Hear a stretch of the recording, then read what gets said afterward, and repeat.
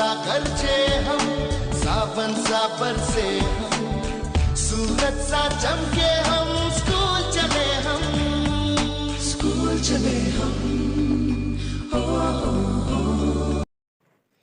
Good morning बच्चों। तो हम आपकी एसएसटी का जो है 4th चैप्टर पढ़ रहे हैं, एयर अराउंड अस। ठीक है, तो प्रीवियस लेक्चर्स में हमने पढ़ा था कंपोजिशन ऑफ द एटमॉस्फेयर के बारे में, डिफरेंट गैसेस के बारे में इन डिटेल मैंने आपको समझाया था। ठीक है, तो आज एक नया टॉपिक स्टार्ट करेंगे, एयर पोल्यूशन। ठीक है, अब एयर पोल्यूशन होता क्या है, देखो इन्होंने यहाँ पे सिर्फ टाइप्स यहाँ पे बताई हुई है एयर पोल्यूशन।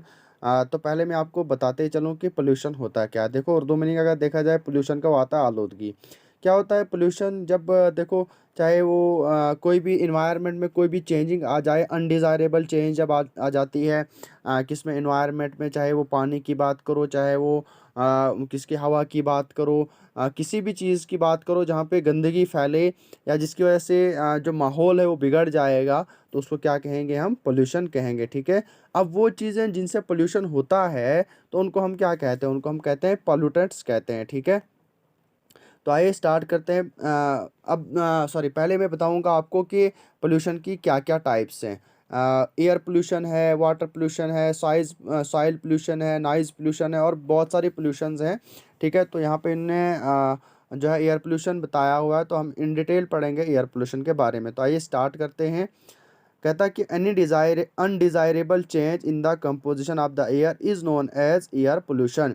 कहता है कोई भी अनडिज़ायरेबल चेंज आ जाए किसमें, हवा में, जब कोई खराबी आ जाती है किसी चीज़ की वजह से हवा में, तो उसको हम क्या कहते हैं, एयर पोल्यूशन कहते हैं। जैसे मैं आपको बताऊं, जैसे हम जो है घरों में लकड़ियों का इस्तेमाल करते हैं, या इंडस्ट्रीज़ में जब हम जो है कोल्स का इस्तेमाल करते हैं, या कहीं मतलब जलाने वाली लकड़ी का इस्तेमाल कहीं भी करेंगे हम, तो वहाँ से जो धुआं निकलता है, या गाड़ियों में जो हम जो ऑयल का इस्तेमाल करते हैं, गाड़ियों से जो धुआं निकलता है, तो उसकी वजह से भी जो हमारी जो हवा है, जो माहौल है हमारा, वो क्या हो जाता है, बिगड़ जाता है। उसकी जो उसका जो मतलब जो क्या होता है, स्टेगनेट होता है, या मैं आपको बताऊं कि उसका जो उसकी जो कंसंट्रेशन होती है वो बिगड़ जाती है। ठीक है, किसकी वजह से, यही जो अनडिज़ायरेबल चेंज की वजह से या अनडिज़ायरेबल सब्सटेंसेस की वजह से, इसी को हम क्या कहेंगे, पोल्यूशन कहेंगे।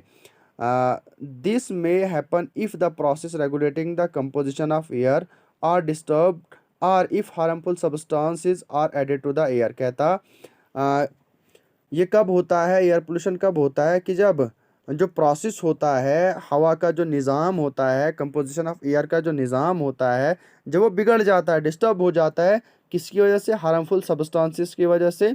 जब हार्मफुल सब्सटेंसेस जो हैं हवा में मिक्स अप हो जाती हैं या मिल जाती हैं, तो उसकी वजह से हवा का जो तवाज़ुन होता है वो बिल्कुल बिगड़ जाता है। Substances that cause pollution are called pollutants. मैंने आपको पहले ही बताया कि वो चीज़ें हैं जिनकी वजह से पोल्यूशन होती है, उनको हम पॉल्यूटेंट्स कहते हैं। कहता है in cities and industrial areas automobiles and factories are the chief pollution agents.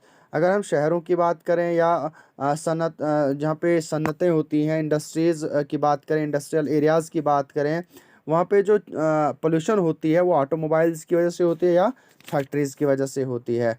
They emit large amount of gases such as carbon dioxide, carbon monoxide and sulphur dioxide. अब देखो फैक्ट्रीज या ऑटोमोबाइल से निकलने वाली गैसों से जो है हवा जो है ख़राब, हवा का जो तवाज़ुन होता है वो बिगड़ जाता है। कौन कौन सी गैसेस जो हैं वो रिलीज़ होती हैं या इमिट होती हैं, कार्बन डाइऑक्साइड जैसी गैस, या कार्बन मोनोऑक्साइड जैसी गैस, या सल्फ़र डाइऑक्साइड जैसी गैस। ठीक है, तो इनकी वजह से जो है हवा का तवाज़ुन बिगड़ जाता है। कहाँ, सिटीज़ और इंडस्ट्रियल एरियाज़ में। They also emit solid pollutants such as unburnt carbon particles from fuels. अब देखो सिर्फ गैसेस से जो है सिटीज़ या इंडस्ट्रियल एरियाज़ में जो है हवा का तवाज़ुन नहीं बिगड़ जाता है, बल्कि देखो वहाँ पे कुछ सॉलिड सब्सटेंस भी होते हैं जो बिल्कुल अनबर्न्ड रहते हैं, बिल्कुल वो जलते नहीं हैं, तो उसकी वजह से जो है पोल्यूशन होता है। ठीक है, some of the emitted substances such as carbon monoxide, sulphur dioxide and compounds of poisonous metals like lead are harmful for us.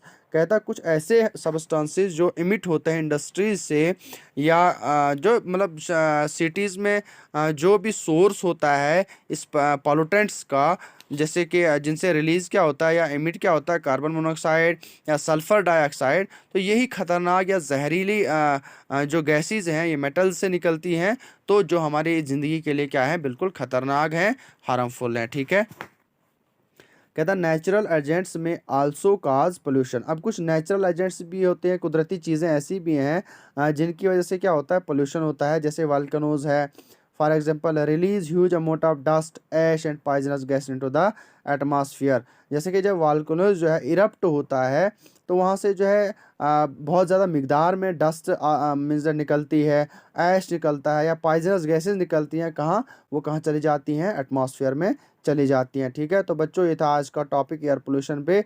I hope कि आपको अच्छे से समझ आ चुकी होगी। जहाँ पे भी आपको कन्फ्यूजन रही होगी तो आप मेरे साथ कांटेक्ट कर लेना। ठीक है, और मैं जो है आपकी जो भी कन्फ्यूजन होगी, डाउट्स होंगे, उनको क्लियर करने की पूरी पूरी कोशिश करूँगा। तो बच्चों बताता चलूँ कि जो नेक्स्ट टॉपिक रहेगा हमारा वो रहेगा स्ट्रक्चर ऑफ एटमॉस्फेयर के बारे में।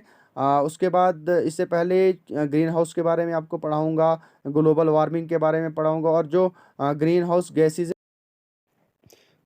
गैसेज है उनके बारे में इन डिटेल पढ़ाऊँगा। ठीक है, थैंक यू।